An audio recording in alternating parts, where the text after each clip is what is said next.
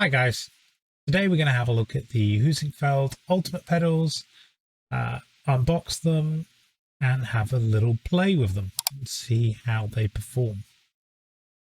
So let's get to it, shall we? So as you can see, the base plate came in quite a heavily padded package. So we get rid of all the tape. It's a hell of a lot of tape here. It actually took a little bit of time to cut through even with the craft knife. I managed to get through it pretty well. Sped up this video just to not make it take forever to open up this package. See, even the top of it is taped up, so we cut through there. And we're presented with the baseplate box.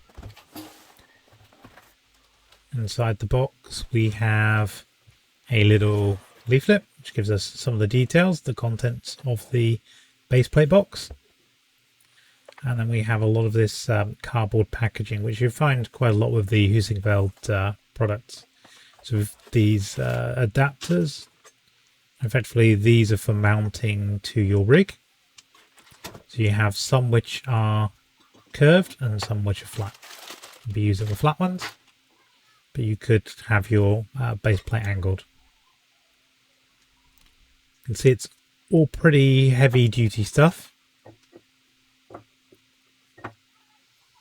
And then we have the base plate itself.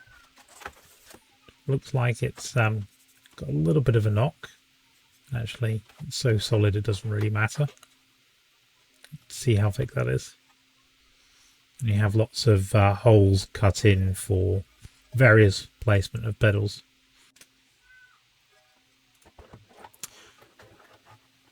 So now we're done with the base plate, let's move on to the main event, the pedals themselves.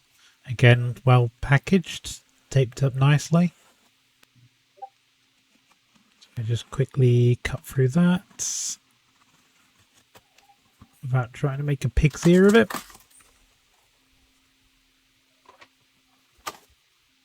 And inside the box we have another box. So let us just get that out of there. We've got these little security seals, so let's remove that.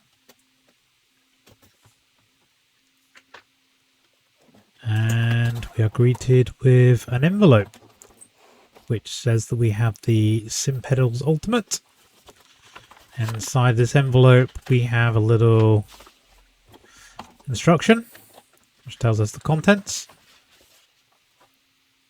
We have some stickers, lots of stickers, and another little leaflet.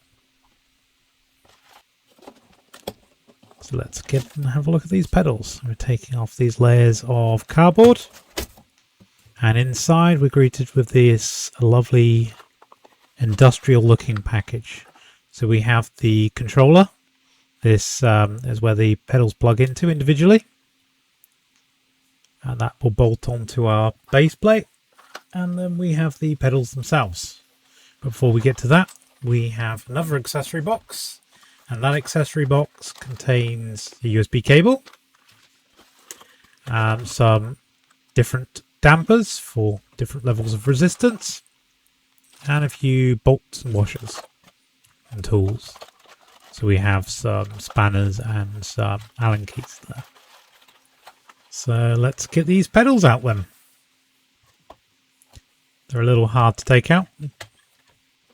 First off, we've got the clutch. It's a nice pedal face. You can see the quality of the build there. Pretty chunky. Let's just feel that resistance. Feel that simulated diaphragm. It's pretty awesome actually. Next up we have the throttle, which looks fairly simple in comparison. But again, has a nice amount of resistance by default. We will customize that a little bit. And then we have the brake with the, I think it's these are the softest dampers that are available. Moving on to assembly, I get the controller boards, attached. Also at this point I've put the rails on. It's a little fiddly, but it's not too difficult. You have a washer between the controller board and the base plate, which is what makes it a little more difficult to do.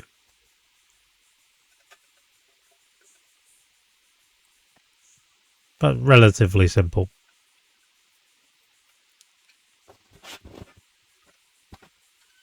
So once that's all tightened up, we can start getting the pedals attached. We're going to start with the clutch pedal.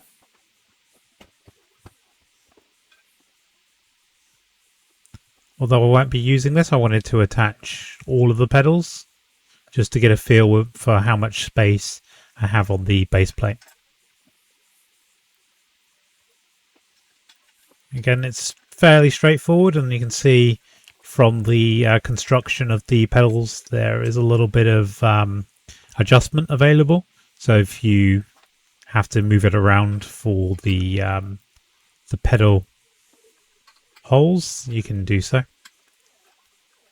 Although most plates are fairly forgiving. We tuck the wires into this little center hole that's available and tighten it all up.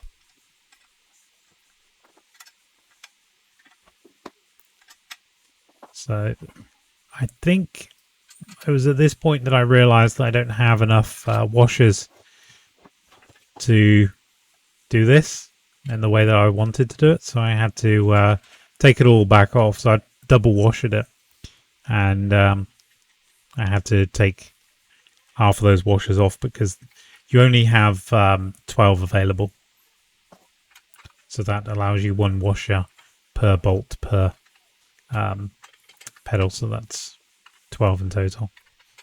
So I started doing these up, but then I had to remove it all again. I cut that from the video because you don't really want to be seeing me doing this all up and taking off again. The clutch resistance is pretty good.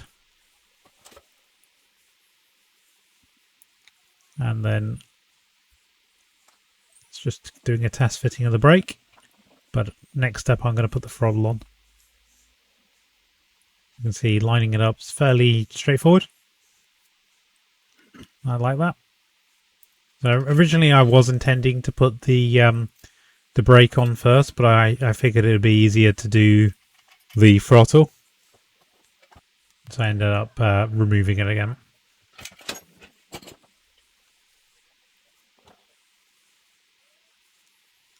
So then we get the throttle attached.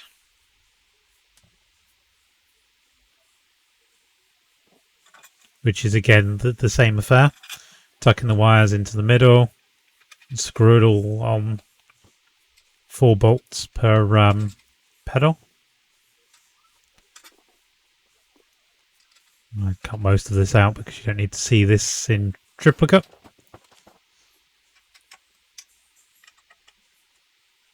A little tightening. So what I did is get them roughly where I wanted them, and then do the fine tuning for position before tightening it right up. And lastly, we get the brake pedal on. I also tucked in the USB cable during this process.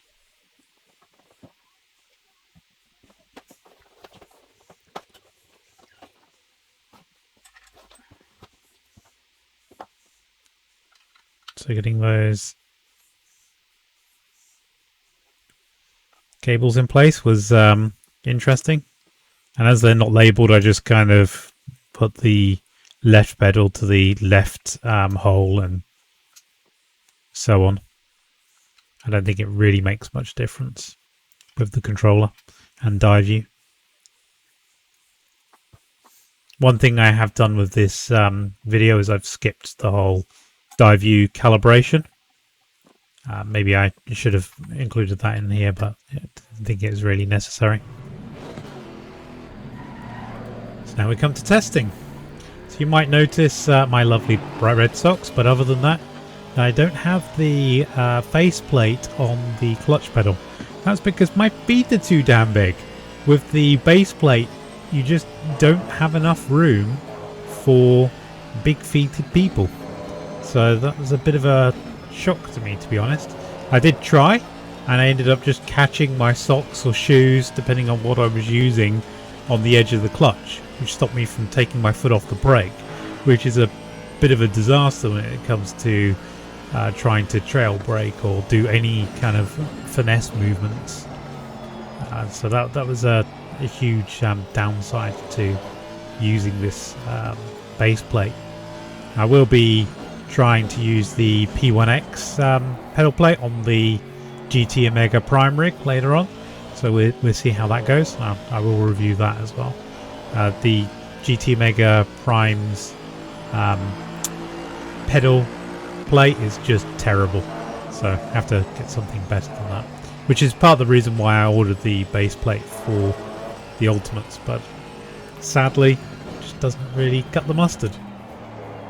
Overall, the experience of using these pedals is pretty nice. They feel great underfoot. I'm still getting used to them, but there's a lot of resistance on the throttle pedal, which I like a lot, and the dampened throttle means that you can more easily progressively put pressure on, which is great. And because it's only one way, you don't lose the ability to get your foot off the throttle quickly or just do some feathering, so that's really good. With the brakes, I didn't really notice the additional damper on that. I have increased since this video, I've increased the pressure on that, so I want to see how that goes.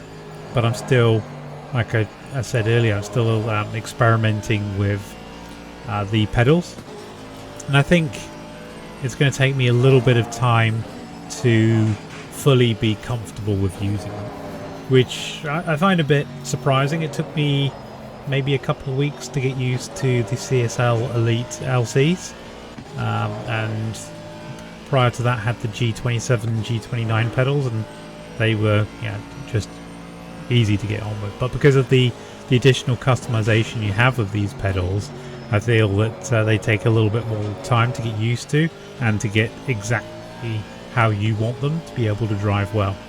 I feel there's a lot of potential there, I just haven't quite reached it, and maybe that's a positive and a negative when it comes to these pedals, because it's good that you can get them exactly how you want them, but you've still got to discover your journey on getting there, and that's taking a bit of time.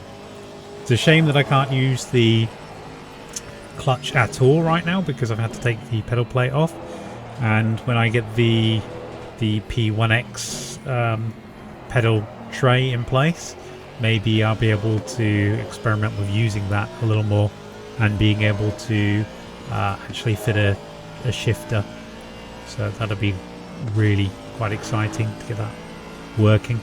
But with the space I have, it's going to be a bit of an ask to get a full H pattern in, so we shall see how that goes.